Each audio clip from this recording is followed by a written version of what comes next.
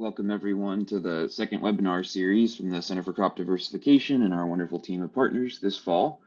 My name is Brett Wolf. I work in the Department of Ag Economics with the Center for Crop Diversification, as well as with the SARE program. And I have three of my colleagues here to share the fun of giving this presentation.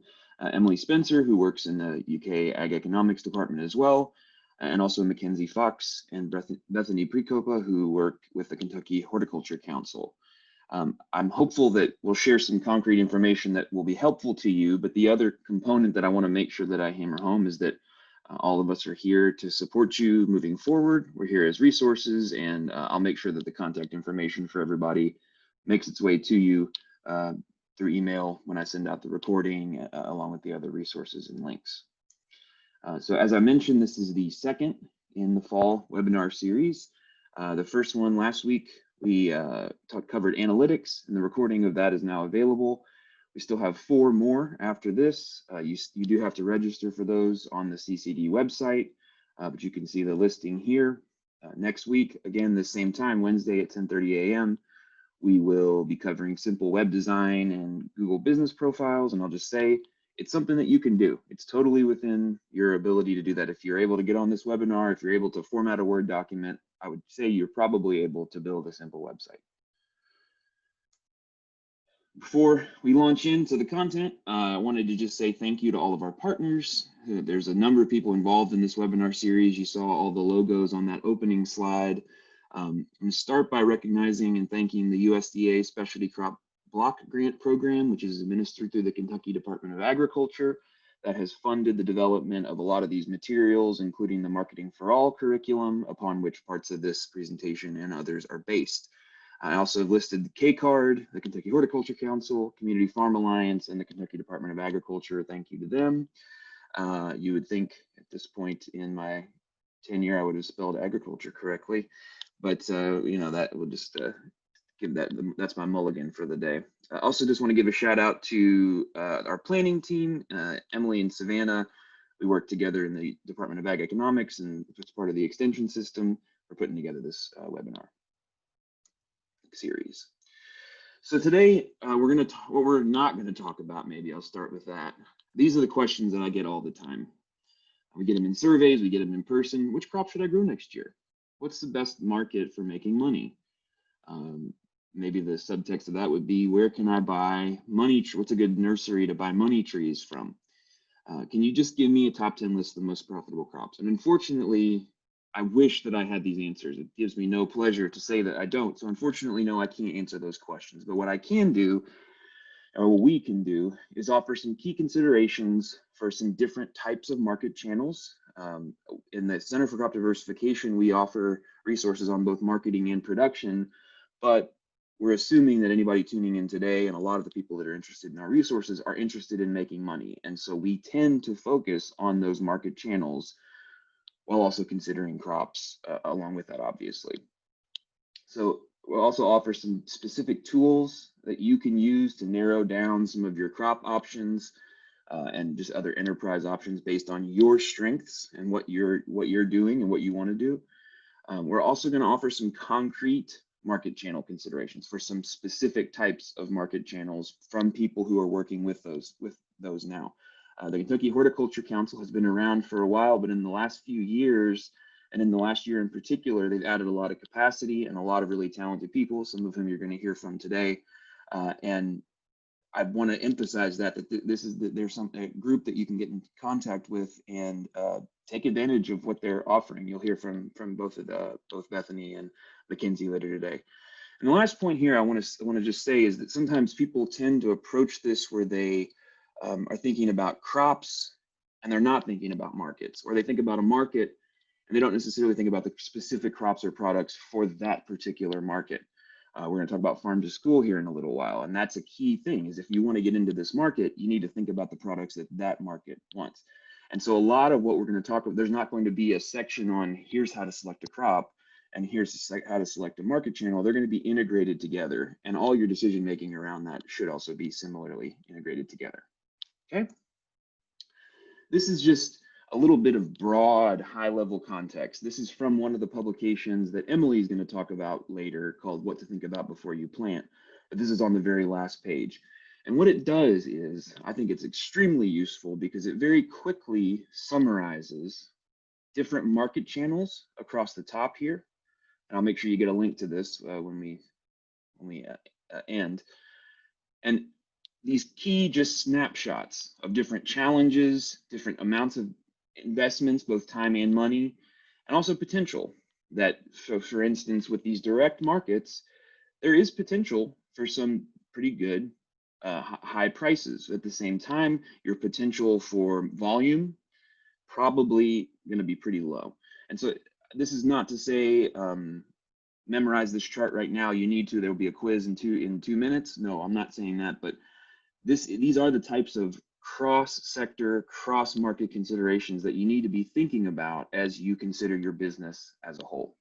Okay, and so I'm a fan of having a specific, having a general outlook and then jumping into some of the specifics. So I'll give the general outlook and then I'll turn it over to Mackenzie to give some of the specifics here. But a couple of words of advice. One is to be cautious, but also open when you're evaluating new enterprises.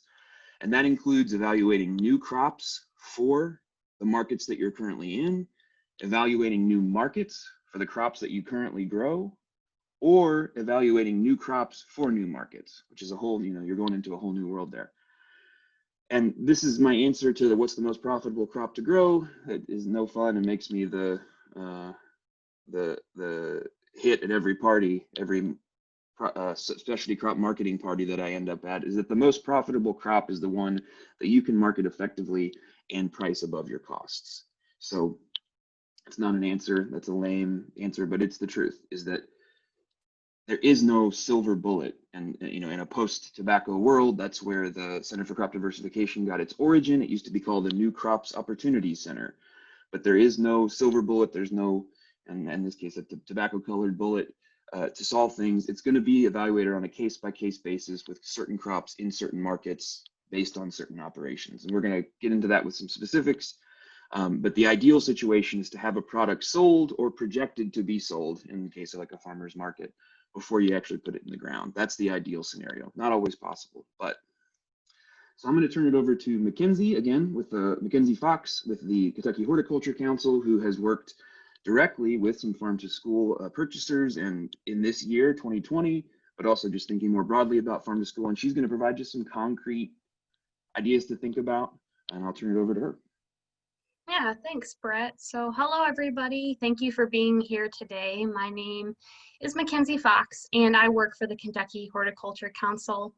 My work mainly focuses on farm to school, as we do have a pretty big project funded by the USDA Farm to School grant, and that is funded for southeastern Kentucky in Knox, Laurel, and Whitley counties. But today I'm kind of gonna just talk to you generally about farm to school and give you a brief overview of whether or not it might be the right market for you. So you can go ahead to the next one, Brett.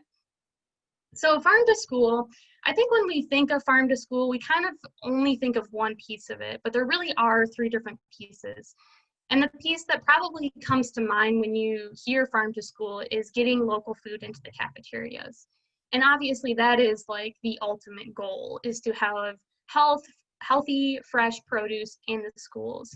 But I think sometimes we forget about all of those other pieces that lead up to that being well received and being successful. And those pieces are the education piece and school gardens. And so there's some agricultural and nutrition education that really should take place in order for kids to accept the food that you are presenting to them in the cafeteria. And that can be through things like taste tests in the classroom, taste tests in the cafeteria, like harvest of the month programs where you're focusing on one vegetable a month in a classroom, or any other sorts of educational programs that are teaching kids about where their food comes from, the different types of food that they are being grown in their local community, the health benefits of that food, and just having the ability to recognize that food so it's not so scary, so to speak, when they see it. And so that hands-on learning piece of like really learning where your food comes from can be incorporated into school gardens or field trips to farms. And so when kids are growing their own food, they are seeing where that food is coming from. They're seeing that it's coming out of the ground, and maybe they're invested in it because they're taking the time to weed the garden or go and pick tomatoes. And that's going to encourage them to want to eat that food in the cafeteria. So even if you're not actually serving the tomatoes that they grew in their garden, you're just serving other cherry tomatoes, let's say from a local farm, they're going to make that connection of, I grew tomatoes in my garden and I enjoyed tasting it out there.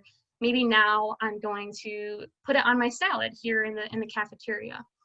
And so that's all to say that, I'll go back real quick. That's all to say that kids are going to be reluctant to try new foods. And I love to give this example because I think it just resonates with a lot of people. If there were chopped up turnips on a salad bar and there was no education done before it, no special signs, nobody out there encouraging kids to eat it, how many kids do you think would actually take those chopped up turnips off the salad bar? And in reality, probably none, maybe a few, but a lot of kids have probably never even seen that food and they're not eating it at home. So that education piece is so important. If you do a taste test in the classroom, or you have somebody out there encouraging the kids to try it and then maybe put some on their plate, that's what's going to lead to it being well received by the students, and then also the staff are seeing that it is successful and they want to continue to serve that food. Now on to the next one. So there's a couple things that I want to mention that you should probably have in place before you are selling to a school. And one of those things is product liability insurance, which essentially covers you in the case that somebody claims illness from a food that you're providing. And a lot of you probably already have this in place now, but schools, I've seen them requiring between $100,000 to $3 million in liability insurance. For GAP certification, none of the schools that I have worked with require that, but it does set you up really well to sell wholesale. And there are some larger school districts that might require that. And I wanted to mention that because the Horticulture Council has a GAP cost share program where you can be reimbursed up to 75% or $1,250 of your GAP audit. And applications for 2020 are due, just here in the next month. But I do believe that the funding will be continued into next year. And so you could think about this for next year, even regardless of farm to school. It's just something good to mention. And you do have to be a member of Kentucky Proud, which probably many of you are. It's not terribly difficult to do that. But at a minimum, you really should have produce best practices training, which is offered through Extension, and likely you probably already do, especially if you sell at farmers markets. And then one thing that's not necessarily required, but I would strongly encourage you to do, is to become a Kentucky Proud member. And the reason for that is there is an incentive program for the schools and restaurants, which you have probably heard of, and previously was marketed as the Restaurant Rewards Program. Now it's being marketed as the Buy Local program. And this gives schools and restaurants up to 15% reimbursement for buying local foods. And so in a school where they're very focused on the budget, this is a great way to kind of bridge that gap in between what you can sell it for and what the schools are willing to pay. Next slide. So I wanted to mention a couple of questions just to help you think about whether or not farm to school is a good match for you. So as I go through those questions, just kind of be thinking about whether you would say yes or no to these questions, and that'll kind of guide you to decide if selling at schools is really a good option for you.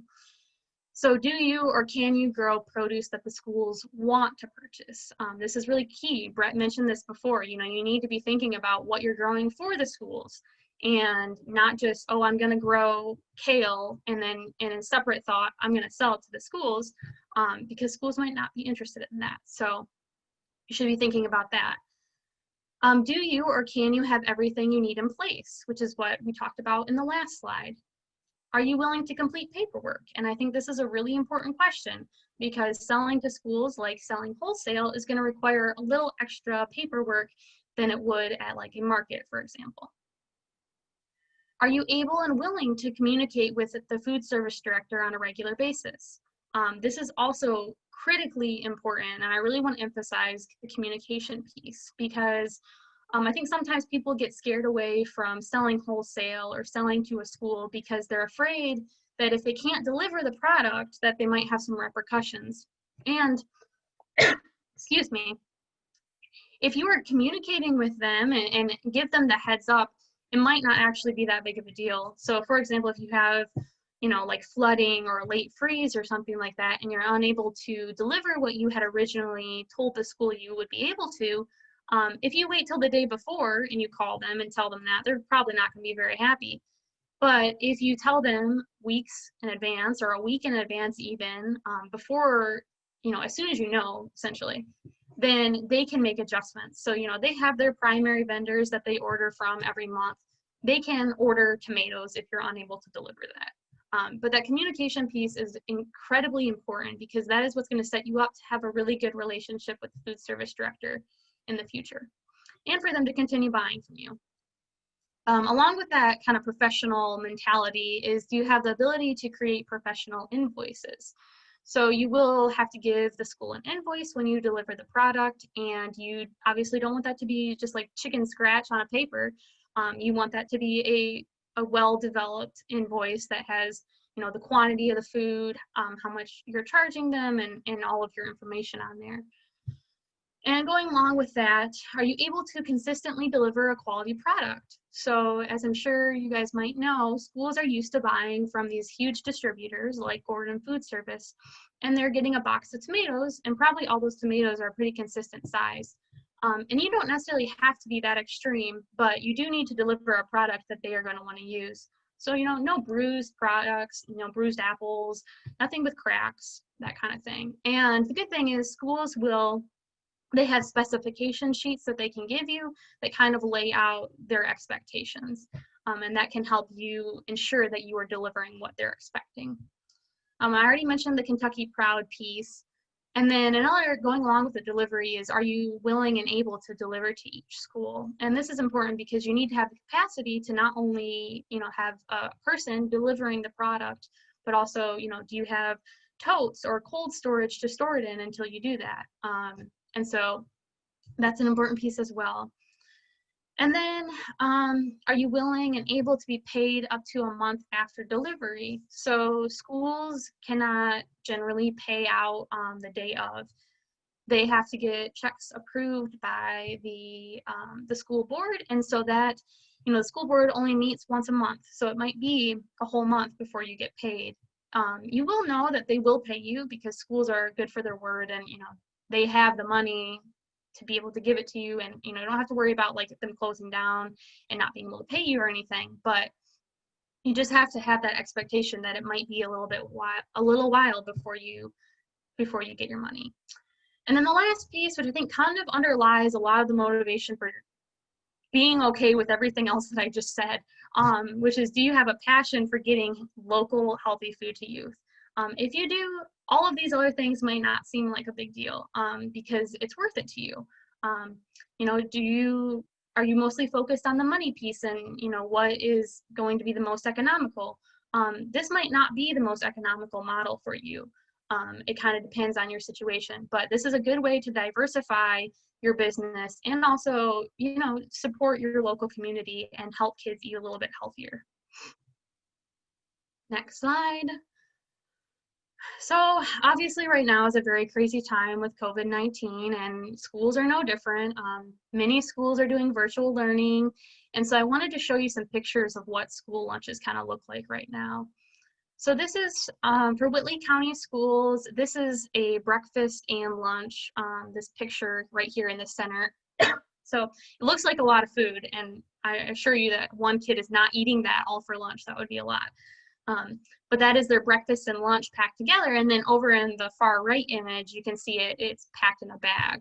But I wanted to show this to you because you can see that they are still doing processing of vegetables. So over on the left picture, that lady had cut up all of that broccoli, and then she's cutting up celery.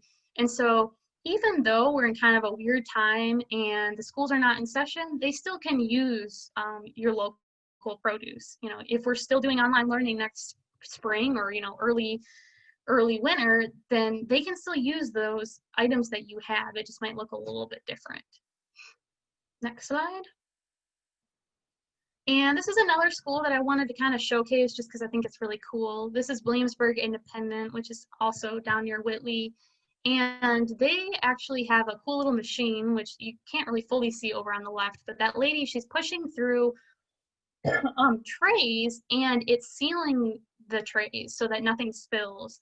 And that's really cool because they have the ability to buy in bulk and not have to buy like individual packages of, you know, like fruit or anything like that. So you can see here that they've got, I think that's like coleslaw in their tray, and then it looks like maybe some salsa. But that's worked really well for them, and she wrote a grant to get that, and I just think that's really cool. I just wanted to showcase that because it's kind of unique. Next slide. So I know everybody is wondering, when are we going back to in-person learning? And there's a lot of uncertainty surrounding that. And the reality is that everyone has questions and very few people have answers.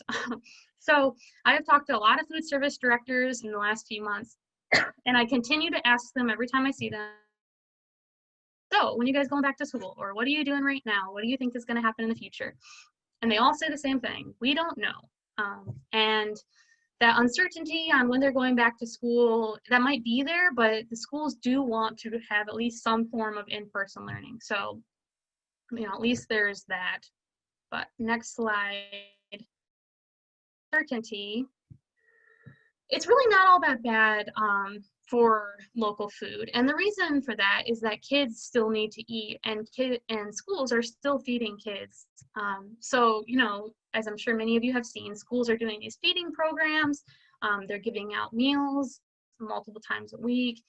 So there's still opportunities to get local food into the schools.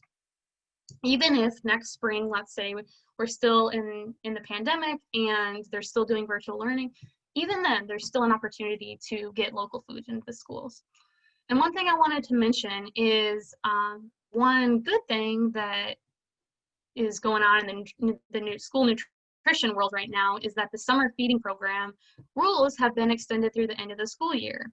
And this removes some burdens on school food service directors. And I know that probably doesn't mean anything to anybody. You probably don't really even know what I'm talking about. But what essentially that means is during a conventional feeding program, the school has to verify that every kid actually attends school there. They can only feed the kids that go to their school. And that's through the USDA federal reimbursement program. But through the summer feeding program, they can feed any kids that are 18 and under, and they don't have to verify eligibility. This is particularly important because if there's a huge line of cars going through trying to pick up meals for their kids and maybe some other kids, and then to have to sit there with a checklist to make sure that you check the IDs and get, make sure that the kids are all actually attending that school, that can be really burdensome. So this is a really good thing that it has been extended through the end of the school year. And along that same note, it can also feed kids any age 18 and under, and they don't have to attend the school, which means it can feed kids that are younger, like 5 and under, that might not actually be attending a school. And that's a good thing because during the pandemic, people don't have, or they have some financial burdens. This is one way that they are feeding their kids, even though during normal school year, those kids would not be being fed by the school. Next slide, please. So I showed you some of the conventional school lunches right now, but I wanted to show you some possibilities of things that people are doing that is kind of like the superstars of farm to school right now. And one of those is Burrito Kids Eats. And this is really cool because in addition to the food that they're giving the kids, like the meals, they're also giving out optional farm to school items like vegetables. And even over there in the left picture, you see the bagels and the homemade cream cheese. That is from a local bagel company. And so they're leveraging the money that they're receiving from the government to purchase local foods and provide people with fresh, healthy items. And I think that's really, really awesome. And so you can see the greens in the middle pictures, and then over on the right, there's some, I think those are turnips. And so, yeah, I just wanted to show that, to show that there is certainly possibilities for farm to school. If you go to the next slide, there's another example. So this is Madison County Schools, and this is really cool. So Madison County Schools is also kind of a farm to school champion, and they actually made homemade pasta this fall out of pumpkin, which is just amazing because, like, I love to cook and I don't even make homemade pasta. So the fact that schools are doing that is just like super exciting. So you can see they took, the roasted pumpkins and turned it into homemade pasta, and that's just a really cool example of what can be. So the next slide. So you might be wondering, what do schools want? Like Brett mentioned, you got to be thinking about what they want and not just what you want to grow. And it's probably going to be easiest for you to get into the schools by starting with things that they already use. So the list here are things that the schools are already using that might be a viable option for your farm. But you do need to consider, can you afford to sell your products at the price that they're willing to pay? So that needs to be a consideration before you even plant. You need to be working with the schools to ensure that what they're going to be able to offer you. Uh-oh, I just have like my screen is freaking out here.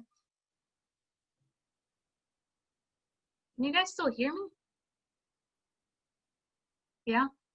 Yes, I I don't can know hear what's you. going on. My screen is spazzing out. I can't actually see anything anymore. 1 second, let's see if I can. Bethany and Emily, do you all still see the slides clearly? All right, there we go. That was freaky. I felt like I was in the Twilight Zone. Like things were spazzing out everywhere. Anyways, so what I was saying is that you want to ensure that the price that schools are going to pay you, you can afford that, and that you actually can plant that item and make money off of it. And it's not going to be like you plant it and the schools can't offer you the price that you need, and then you just have all this extra produce. All right, so next slide. So how, you might be wondering, would I figure that out? Well, a good way to figure that out is that schools keep generally pretty good records of their school food purchases because they have to. And so you could talk to the school that you're working with and see if they're willing to give you that data. And you could analyze it to see the prices that they're paying and how much they're purchasing. And this is something I've done the schools down in the area that I'm working, and it's helped me to guide farmers in what is actually viable for them to grow and that they could actually make money off of, and also that they could support the amount the school needs. Excuse me. So you can request this information from the schools, and this is like a way bigger list than what I have on here, but then you can see like how it's packed. So like, for example, romaine lettuce is in a case of 24. You can see how much they paid. And you can see this for the whole school year. So you could average things out and then figure out like how much the school is average paying and if that will work for you. Next slide. So where do I start? So now is really the time to start talking to your schools. And I say that because schools do bidding processes generally towards the end of the school year, so in like May. And so you want to start talking to them now so that if you want to sell produce to them next fall, you have maybe a bid that you have already secured with them in the spring. And you can also sell to them in the spring, like even next spring might be an option because they do have allowable limits for small purchases, but you obviously would want to be talking to them about that right now so that you guys can plan and have those items for them. If you're interested in selling to schools, feel free to contact me. I know it can seem very overwhelming, and so even if you're not within that area that I'm working, still feel free to contact me, and I would love to just tell you about what I already know, and hopefully that can help you with selling to schools as well. You can start getting all those pieces together that we talked about earlier.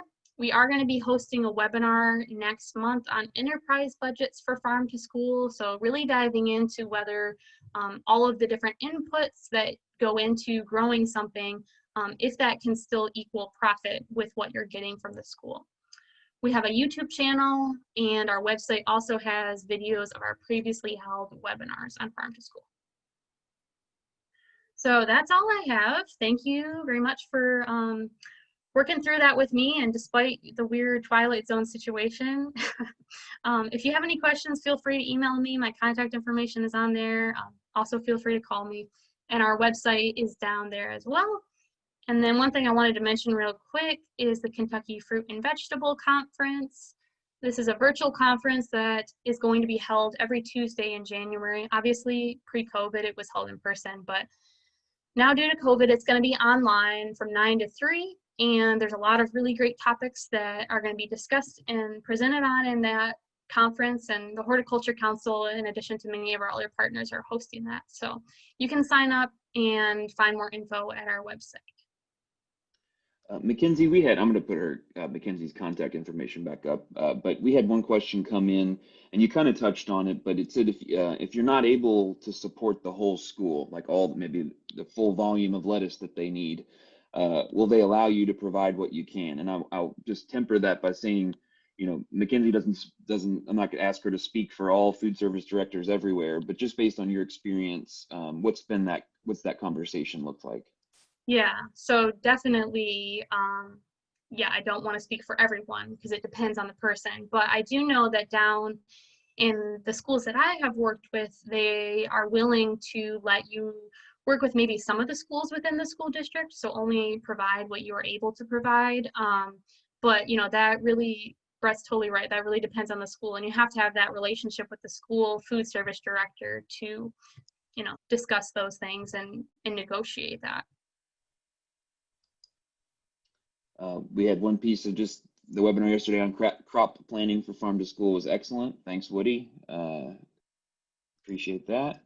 And just one thing, Mackenzie mentioned earlier, but there are certain school districts where you're able to deliver to a central place and then they distribute out to the rest of the schools. There's certain schools where you would have to go and make a drop in each of those places. I mean, we're trying to offer a webinar that's of general use for everybody, but especially on the marketing side, there's so much particularities even within the farm to school.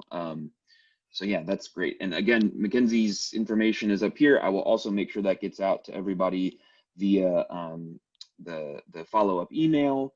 If you're interested in this and you just want to maybe bounce ideas or see about her experiences, feel free to reach out to her.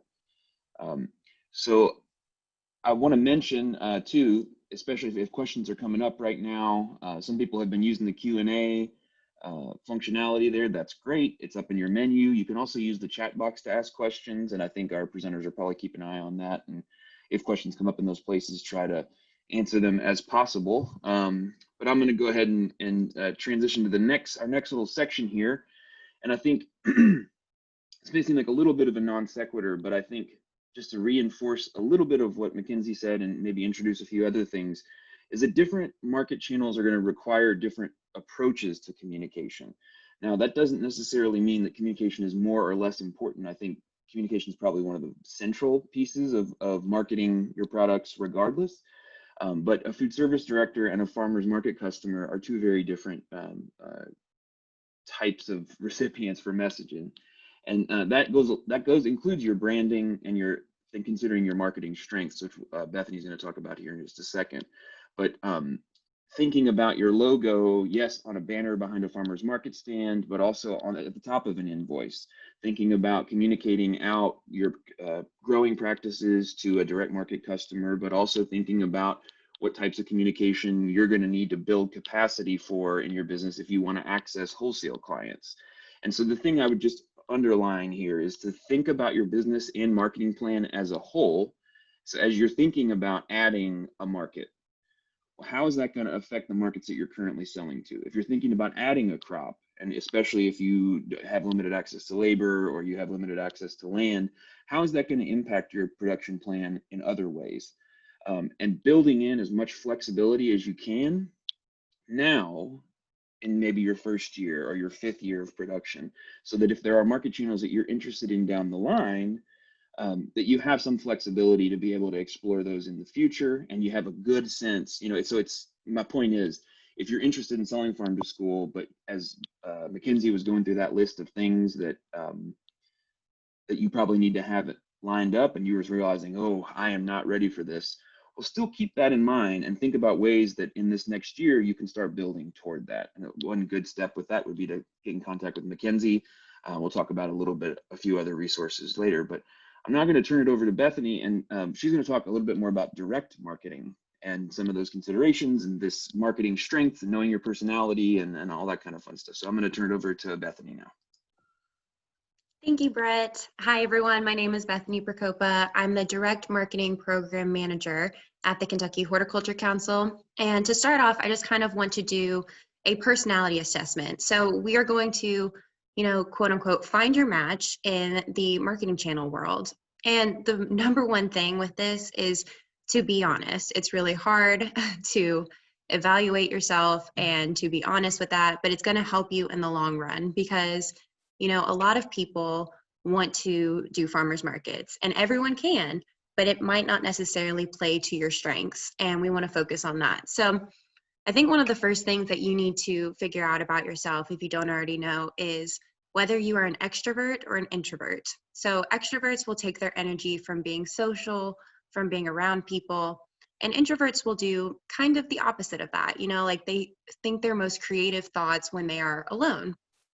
And you can be a little mix of both. You can be an introverted extrovert or vice versa, but finding out which one of those you are can really help pick which channel works for you, because you have to ask yourself, do you like working with people? Do you like forming relationships? Do you like keeping to yourself, or do you want someone else to kind of handle the customer side of things? And like I said, you might be asking yourself, like, is a farmer's market best for me? Because that's one of the most common marketing channels that we have in the agriculture world.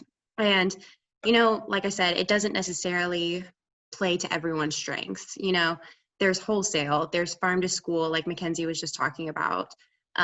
There's CSAs, there's UPIC. There are so many different channels that you can go into. And if you are someone that would prefer to make connections over the internet, over email and social media, those kinds of things, like there are so many different realms that you can do that and still have a really wide customer base and a really solid way of communicating with people. Because like Brett was saying, like communication is huge. So once you figure out what your personality type is, going down the realm of if you are more sociable, if you are more outgoing and like working directly with their customer, farmers markets might be best for you. CSAs can be both types. Farm to school, you're really just working with your food service directors, kinds of things. So just kind of figuring out is probably one of your first steps. And Brett, you can go to the next slide. So going off a little bit about that. So 2020 has been an absolutely crazy year for everyone, especially the agriculture world. So on top of all of the normal, farm troubles that have happened year to year, there was COVID that is still going on. And, in March, everything kind of shut down. And then there was the frost in May that took out a lot of people's crops. And, there was a lot of things that farmers have had to adapt to this year. And that's what I like to say 2020 is. It's the year of adaptability. And even with all of the things that have happened, I still see so many farms and farmers markets flourishing.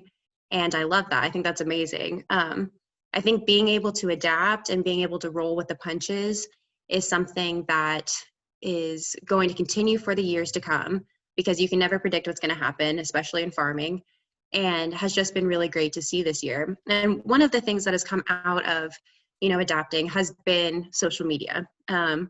A lot of places already have social media, but don't necessarily update it. I've seen so many Facebook pages of farms that I go to visit that were last updated in 2012. And so seeing places now that are updating consistently, which is really important. They're taking you behind the scenes of the vegetables that you go to pick up. They are doing cooking demos. We're really adapting since March to give you a little inside look of what it looks like on their farm. And people really like that. People like seeing behind the scenes. They like being able to kind of have a story with what they get. And also with that, a lot of people started to create branding. They created online storefronts. that are still going on and will, I believe, continue to go on even after COVID is over. And like the Franklin County Farmers Market, for example, started an online storefront as a whole. And on Thursdays, they did that. And this is actually their last week. And it's so successful. It was like their most successful market days that they're probably going to continue it into next year. And so there are things that have been, you know, things people have adapted to this year that are lasting. It's really amazing. And just like the creation of Venmo accounts as well. There have been a lot of farmers that I've worked with that we have struggled, but we've created a Venmo account for them. And really just the tech this year has been really big, and finding ways to connect with your consumer, even if you're not in person, you know, even if you're doing like a contactless pickup or drop off, really just finding ways to form connections with people has been really big in 2020 when it's been its hardest. So I think that's been great. Okay, next slide, Brett. Okay, so talking about branding, like I referenced back before. So you can do a direct consumer, you can do business to business. One of the important things though that we'll get to in a little bit is just when you're integrating branding, you want to do it consistently across your marketing channels. So you create a logo, and yes, you have it, like Brett said, on a banner behind your farm market booth at the farmer's market. But you also want to have that at the top of your invoices. You also want to have that on your social media as your profile picture. You want to have that so that customers can find you, or they see that and they instantly go, oh yes, that's where I got the delicious carrots last week. And they start to form a customer base for you. So direct to consumer, you can do social media, flyers, postcards. That's really where you are just kind of giving the razzle dazzle of sorts to your customers. You are being a little bit flashy. You want them to come to you. You want to kind of get them to look at your products and want to continue buying it. Business to business is, I would say, a little bit less flashy. You can transfer over the exact same things, but you're going to be more of the to the point, more numbers. You still want to entice them and have an appealing approach to it, but that's just, it's a little bit different the way that you are wiring it. But like I said, communication throughout, and you want to keep your branding very, very consistent because, like I said, that's what people look for. So next slide. So just an example, so the Kentucky Horticulture Council integrated something called Fresh Fridays this year. And Fresh Friday is where we will visit a local farm, we'll get some pictures, we will do a bio, and then with the produce that we got there, we will do a cooking demo. This has been really nice because we have something that the farm can share. It shares a little bit about who they are, what they do. It gives a little bit, like I said, a story, which people really do enjoy. And then the cooking demo is nice because it's another shareable item that they can share. And it just, people really like to eat with their eyes. You know, it's something that people have replicated.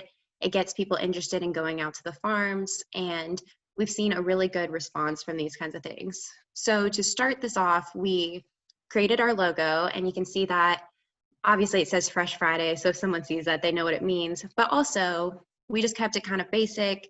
And when people see that, they know that what's to follow is related to our Fresh Friday series, or they know that, oh yes, tomorrow, that's when the video is coming. And we really pushed this logo when we were marketing in the beginning, just so people associated that with us.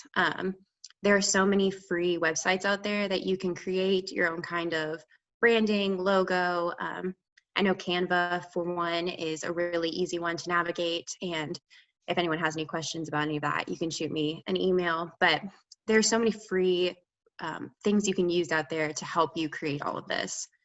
And then we also, like I said, we would go to the farm and we would take some pictures. And so part of our branding has been to take some high quality pictures for the farms to use for their own brand. And we like to do something unique like that, get some kind of like interesting pictures. And this is not necessary at all. Like when you are updating your social media, things like that, you can do it on your iPhone, you can do it on your flip phone. It doesn't have to be some kind of DSLR fancy camera take. People just want to see what you're doing. So I saw a lot of social media and like Facebook lives of market days when people would go, and they would just show all of the things that were available. And that's all that matters. That's all that people want to see. So we just kept that with ours because we really like to have some high quality pictures that farms can use. And that was the purpose of starting this. And we just really like that. But yeah, like I said, we've had a lot of good responses from this. And this obviously doesn't mean that you need to go and do cooking demos, but really connecting with your base, really connecting like with your customers. And it's really important. I hate to be the millennial to say that social media is important, but like I said, 2020 has been the year that has really shown that it's important to update. If someone sees that you have not updated your Facebook since 2012, there's a really good chance that they're not going to come visit your farm. I know that if I'm setting out to go to a farmer's market in Western Kentucky that's 4 hours away to visit for work, if I don't see that they've updated and I'm not sure if they're open, I'm not going to go visit. So I think that's just one of like the lasting things I want to leave is just being really consistent, being consistent with your social media, even if you don't like it, and just delegating that to someone is just really important, and being honest about where your fit is in the market, because there are so many open marketing channels, there's so many places to fit, and you can do multiple ones, but just being honest and finding the ones that are most successful for you. So next slide. So yeah, this is my information. You can send me an email, you can give me a call or send me a text message, and I would love to field any questions. But yeah, so thank you. Thanks, Bethany. So a couple of things that came to mind as you were talking. One was that sometimes people, they love the prices that come with direct marketing because the prices tend to be higher and a larger portion of that money tends to go into your pocket, and that's awesome. But the downside, the challenge of that, or the maybe a hidden cost of that, is that you are spending more of your time doing the marketing, creating materials, reaching out to people, generating videos. And some people, that comes naturally to them, they love it. That's back to your point about the personality assessment. You know, if you are hating every moment of directly marketing your product to people, then maybe direct marketing isn't necessarily the best fit for you. It may be the most obvious or immediately accessible. It appears that way, but it is a lot of work. I mean, there's a lot of opportunity, but it can be a lot of work, especially if you're fighting against your own preferences. The other thing you mentioned, and I've talked about this before too, is the updating social media. And I think of it as the equivalent of having a busted out window and all the lights out in your building of social media. That it looks like you're not open for business. It looks like you're not. And I know people, maybe it was me, I'm not going to confess to this, that would sit in their car and check the hours of a business online rather than getting out and walking up and checking in the door if the hours are open, or if they're open or not. And so it's a similar thing, and we're going to be talking about that with the Google business page, just keeping that stuff up to date and fresh, and at least some sign of life out on the internet is a important part of reaching people, especially people who are digital first. So Yes, exactly. Difficult question, but I'll ask it anyway. So it came in that if this is your first time going out and starting marketing, what would be the top 3 things that you would recommend? Or maybe what would be some things to keep in mind or a point of focus? Difficult question, so I'll give it to you, Bethany. Thank you so much. Oh, top 3 things. Okay. Well, like we were just talking about, number 1, if you don't have a social media yet, I would definitely start one. I think it's more important to have a Facebook, or I would say Facebook, more important to have a Facebook than an actual website. Controversial opinion, I know, but because you update your Facebook, I would say that's probably number 1, would be to make sure that you have some kind of social media that you plan to update very often. Second, I would say, well, first of all, sit down and figure out like what your brand is. Figure out like your customer base, who you're trying to hone in on, like kind of what your values are. And then from there, develop a logo. I mean, it can be as simple as say you are egg farm, very easy. Just do an E and an F and a little design around it. That's really easy. That's something that you can obviously change later, but it's really simple and people can see that and associate that with you. So social media, I would create a logo and then,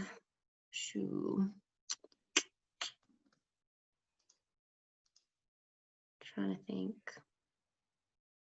I mean, I think those are good recommendations. I mean, Yeah. 3 is a somewhat of an arbitrary number, but I do think that, sorry here. I do think that one thing I would mention is that the Kentucky Center for Ag and Rural Development, KCARD, would be a good place to stop in and maybe chat. They are able to offer mostly free services to people as they're figuring things out. Because I think, you know, I know I handed it off to you, but you know, can't keep quiet for too long. That I think that tying some of your marketing efforts, including social media, back to your real business, sales targets, that sort of thing, is another key recommendation I would have. Emily or Mackenzie, if you'll have any thoughts about that, feel free, and if not, no pressure.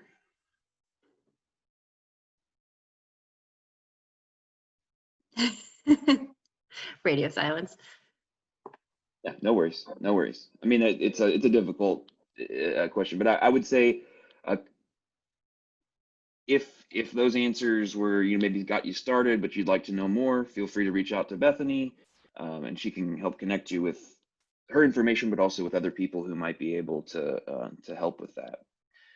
I will say for the last thing, thinking about like what would be a good way to start marketing is just get some good pictures of your products so that you can share that and put that out there, because that is really important. Like I said, it doesn't have to be a fancy camera. It can be your iPhone or something, but getting some good pictures, some appealing pictures of your products is really important. It's just really important to get it out there. We got one more question come in. It's not directly about this, but asking who would I contact to find out what racial demographics are growing in my area and in the state to begin looking at crops they might be looking at from local farms. So I would say, I mean, just speaking very broadly, demographically within the state, a couple of the trends that we tend to see is that most of the shifts in racial demographics come from immigration.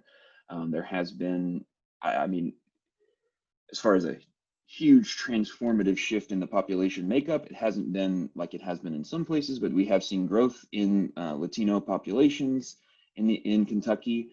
I would say one big shift that's been happening is that our population as a whole is growing older as baby boomers age into their later years.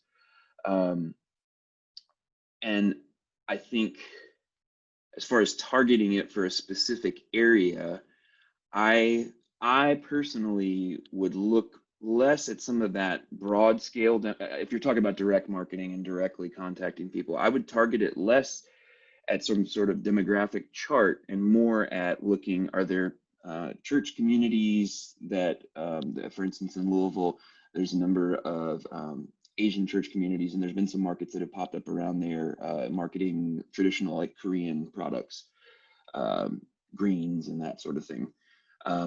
And so that would be part, I think there's no substitute for being plugged into the community, especially there's no statistical substitute for that. So that would be something I would recommend.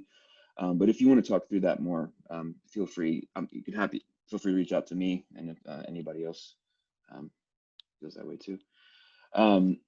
So, and there was a question about potentially getting help with designing logos.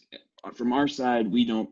That kind of direct support isn't something that we provide. There is a lot of information out there about how to do this, but we do have some resources about that. And so I would just say, in general, the more if you could just reach out to us, we'll tell you straight whether we can do something or not, and hopefully get you squared away. Cool. All right. Well, without further ado, we'll jump over to Emily, and I'll just briefly say, all 3 of my colleagues that have been spoken today have joined their you could tell that they have a lot of experience and a lot of knowledge and skills, but they've all joined in their positions within the last year, and Emily has as well. And before this, she was working with a local brewery and cidery, brings a different perspective and a lot of experience. And she has the daunting task of covering wholesale minutes in the 10 minutes that we have slotted. But I'll turn it over to her.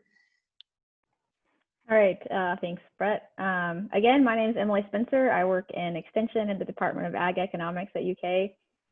Here I work with the Market Ready program, which is a training for producers that is based on best practices that wholesale buyers look for from their suppliers. Right now we're working on adjusting these trainings so that they can be held virtually. So if you're interested in taking part in any of those, please reach out to me. I'll have my contact information up here in a few minutes. I'm here today to talk to you all about wholesale markets and primarily the resources we have to help you realize if wholesale is really a good fit for you. I also want to say that, although I'm going to highlight the wholesale aspects of these resources, they're also super useful for really any market channel. Direct to consumer and farm to school would be, they would also be great resources for that too. Brett, if you want to forward the slide, thank you. All right, so what is wholesale? I want to start this off, by recognizing the uncertainty that we all face in the coming months and years, and especially in terms of wholesale. We don't know what grocery stores or restaurants are going to look like tomorrow, let alone next month. And while I can't really tell you what the future of wholesale is going to look like, I can tell you that we do know for the past several years, wholesalers have seen an increased demand for locally grown foods in grocery stores and restaurants. And in addition to this, even since the beginning of COVID, where there are a lot of grocery stores and restaurants saw huge supply chain disruptions. And, so in cases where retailers may not have been so open to locally grown produce in the past, there may be new opportunities to approach these markets. So wholesale markets are really just having a middleman in between you and the consumer. So you sell it to someone else who then sells it to the consumer. This includes food hubs, produce auctions, grower cooperatives, processors, and chain store distribution centers.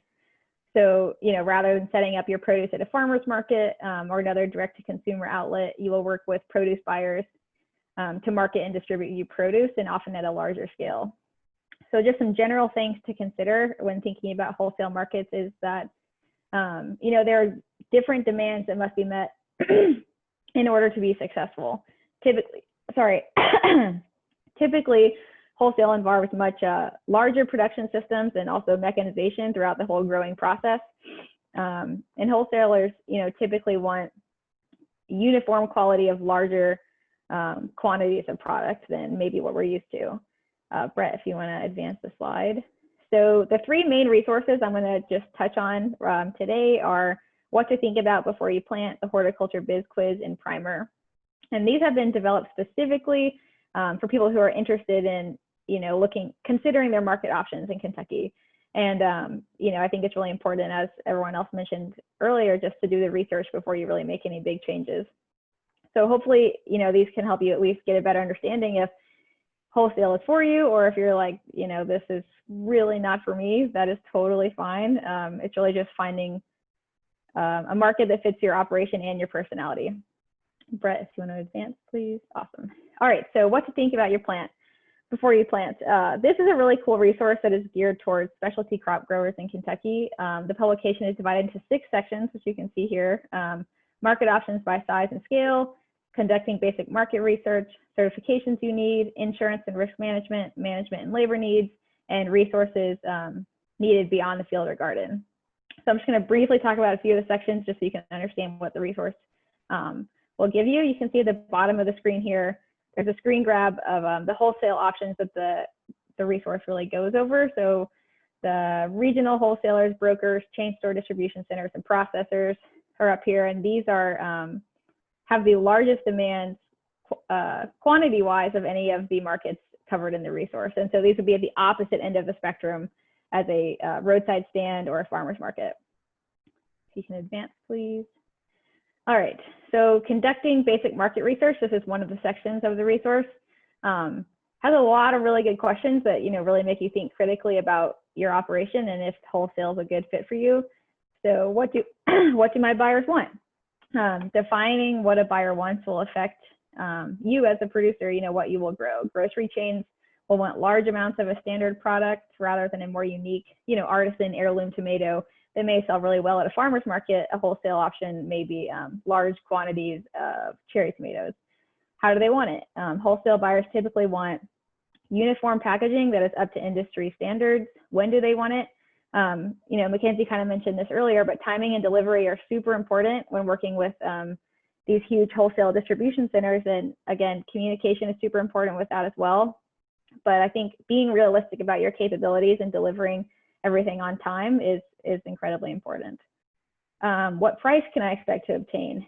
So Brett kind of mentioned this a little bit. You know, it's wholesale prices are going to look really different than farmers market prices. And I think that can be kind of hard to swallow at first, but then, you know, there's a whole different time aspect involved in wholesale.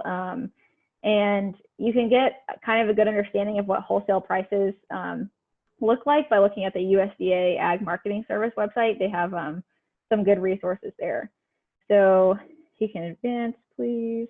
So this section talks a little bit about produce packaging and product mix.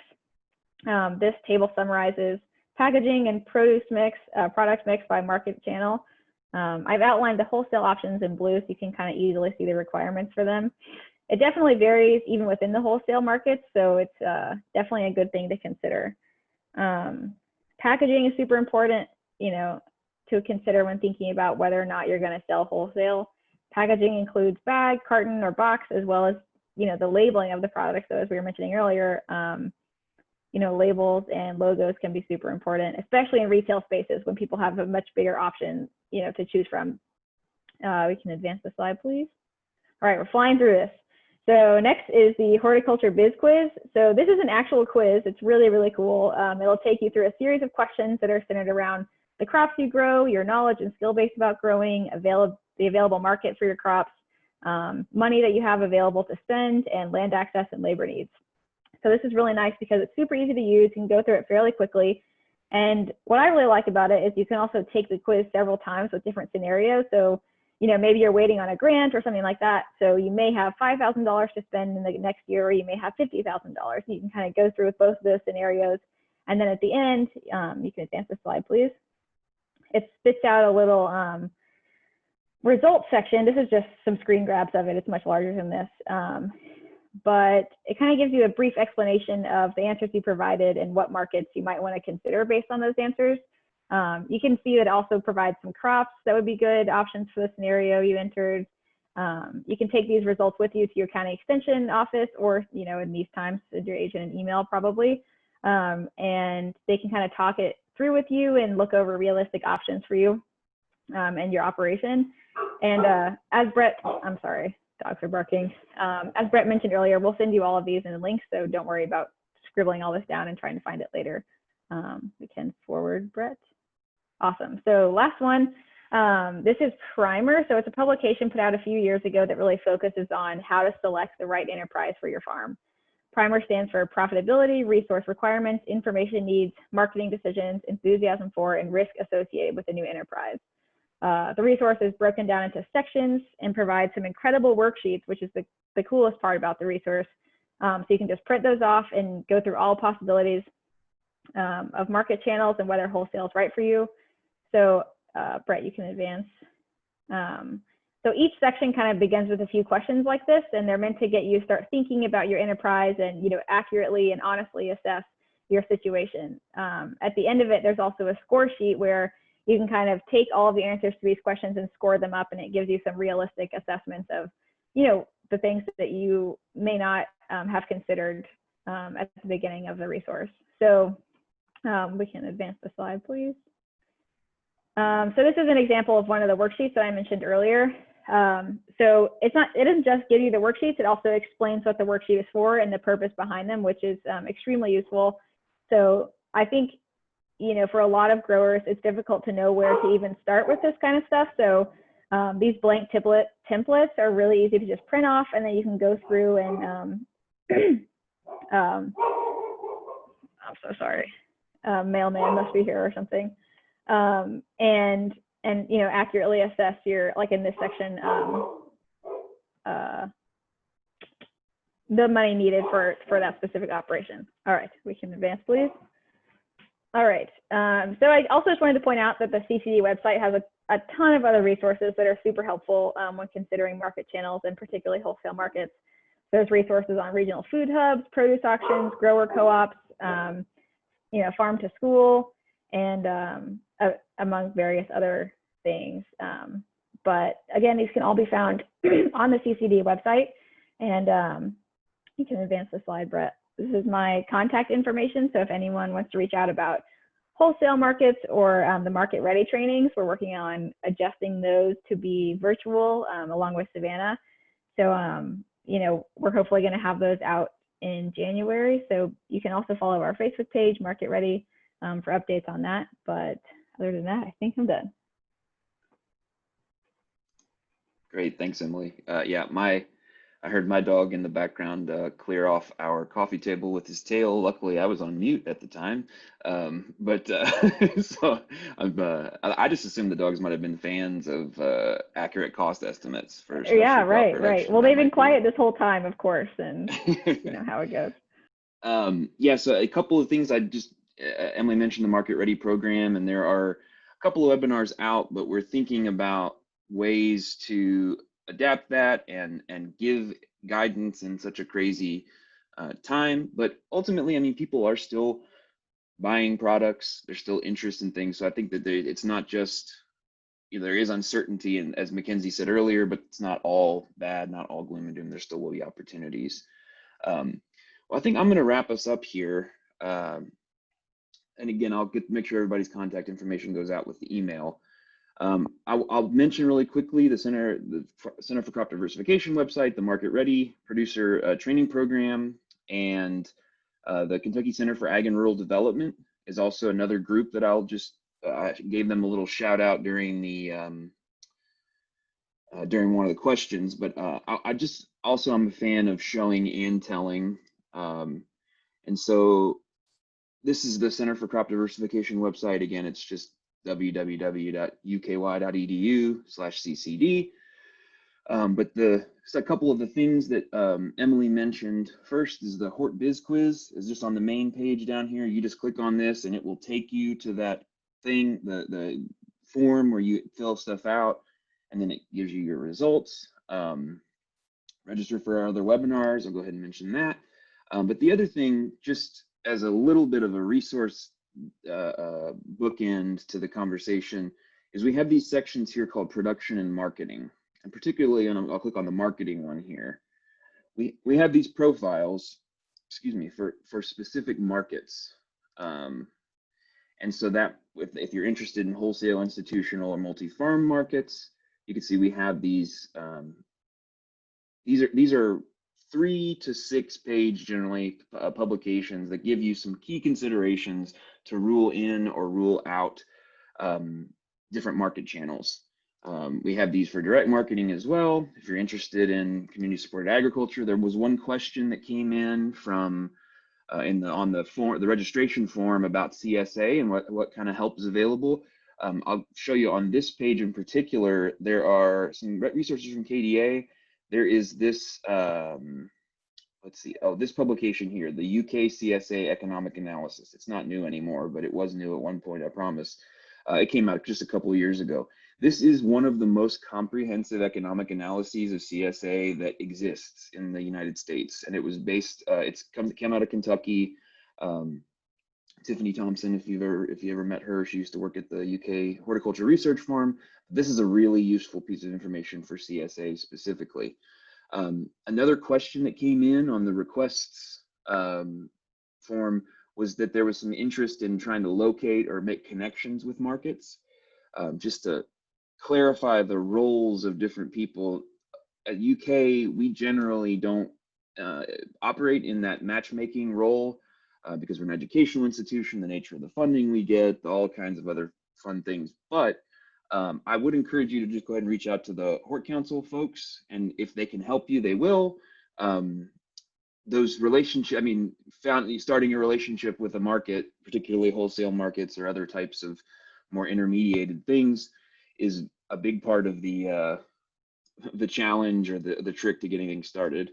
So I just want to make sure that you knew where to find a couple of these things that were referenced earlier. While I'm here, I'll just say we also have enterprise budgets, which would be super useful for that cost accounting, cost estimating, and those are available here in interactive Excel sheets.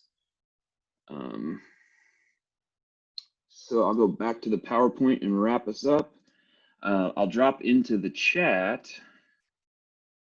the evaluation now. So if you want to tune me out and go do that evaluation, that would be lovely. Otherwise, happy to, feel free to finish up with me here. So it's been a strange year, right? I mean, 2020, I don't know if anyone else has noticed that.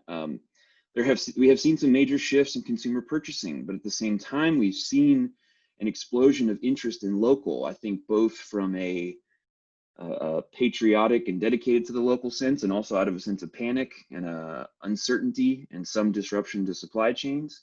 We've seen a huge growth, I mean, understatement of the year, in online pickup, delivery.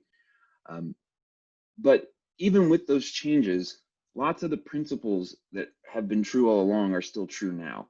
And one of those, I think, is agility. We live in times of uncertainty. Generally, I think human history is about a lot of uncertainty. But in this specific time, businesses that had some agility, they had some adaptability, some flexibility, are the ones that were able to weather the storm relatively smoothly. Whether that means transitioning to more online sales, setting up a simple online store, offering pre-ordering and curbside early on, or curbside or farm side or whatever you want to call it. We did some webinars with people and have worked with people back in the spring to try to be a little agile and be a little adaptable to uncertainty. But that's still going to be an important thing going forward. And so keeping your, never feeling like your marketing mix and your marketing approach is completely perfect and dialed in, and always keeping your eyes open for new opportunities or maybe new ways to shift is still true now as it was even before the COVID challenges emerged. Maybe the biggest point, I think, across all these presentations is that communication and relationships are at the core of any sort of a successful marketing plan. They may look very different in some different channels, but they are at the center. Whether that be maintaining a relationship with your direct marketing, your farmers market customers through the winter, letting them know you're still out here and you're looking forward to seeing them again in the spring, whether that be staying in contact with the restaurants that had to cancel some orders and saying if and when things get back to normal, we'd be happy to continue those sales, whether that be establishing new relationships with, as Mackenzie mentioned, with food service directors, giving them some time, talking to them now about the future and in time for that relationship to develop, instead of the call, hi, I know you never heard of me before, but I have a pickup truck full of yellow squash and I would like to drop it at your school. Well, can I have a price list, please? That's not really how those types of business marketing channels are established and maintained. So I stole this one from K-Card and from Cindy, the director of the Hort Council, that now more than ever, having a plan A for your product, but also a plan B, C, maybe even the D, is usually the best practice. And to give you an example of that, a farm might sell into three marketing channels. Let's say that they sell at the farmer's market, they sell CSA, and they have a wholesale account with a local distributor. Well, when they are growing their products, they may prioritize that wholesale channel or the CSA, depending on where the more money is. A lot of farms that I know, they would prioritize that CSA first and foremost. Those are customers that have given you their money ahead of time. We're going to provide for them first. Then we're going to meet our wholesale accounts because we want to keep them happy and maintain that relationship.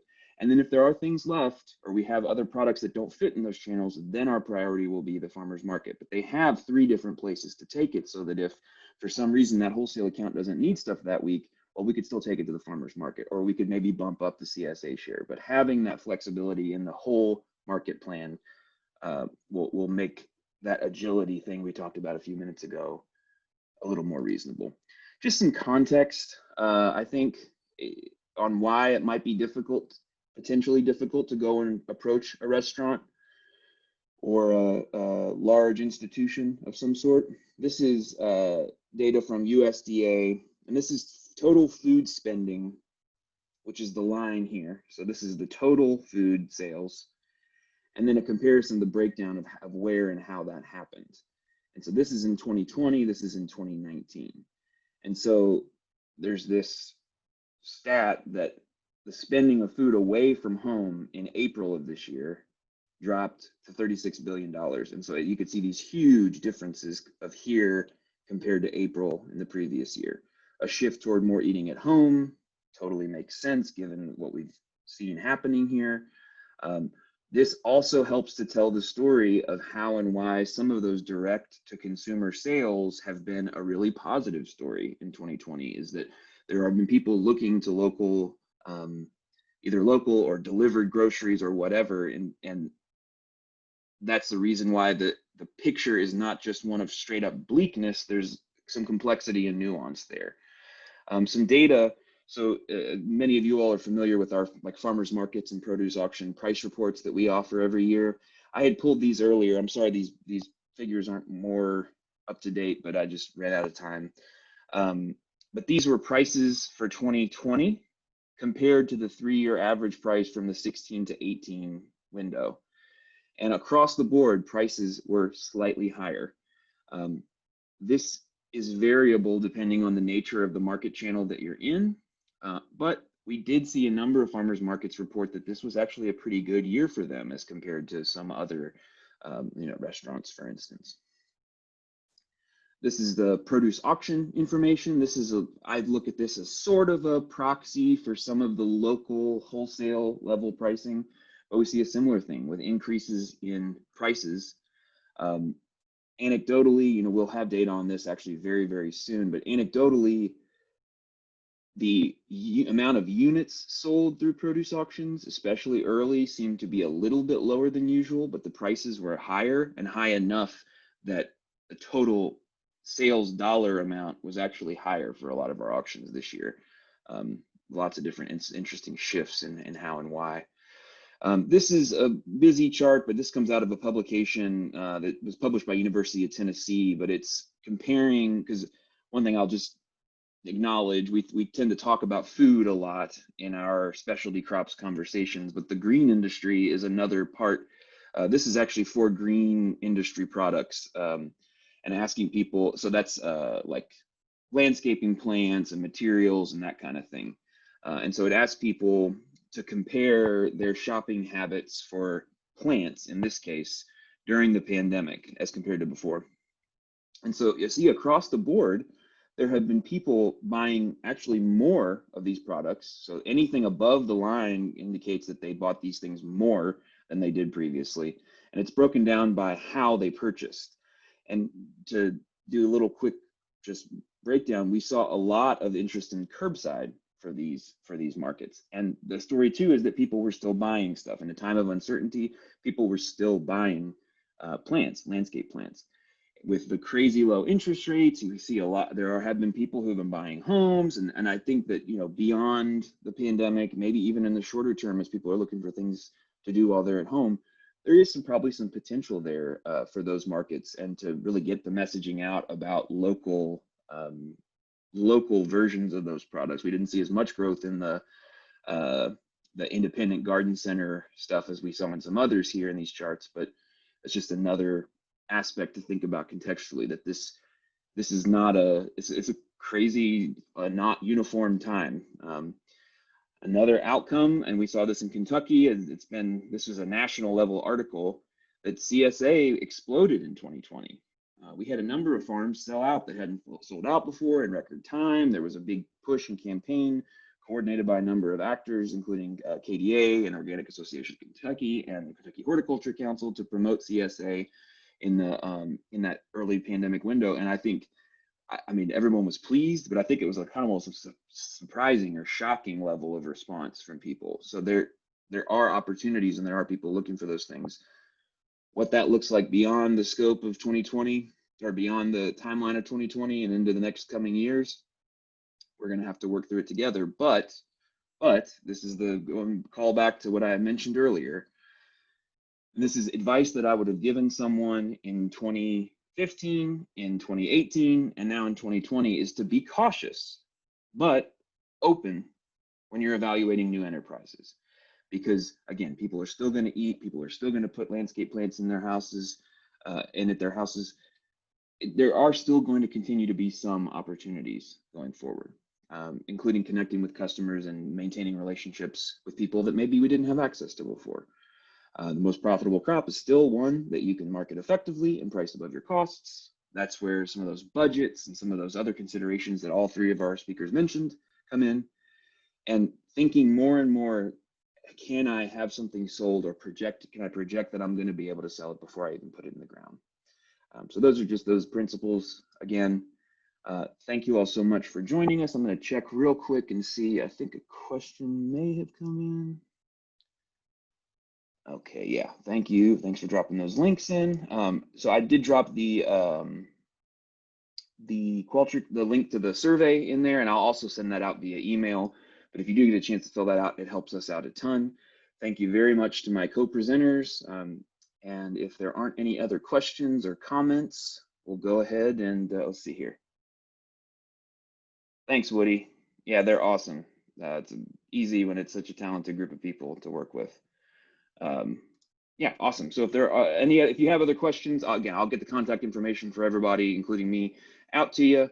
And we will see you all very soon. Thanks, everybody.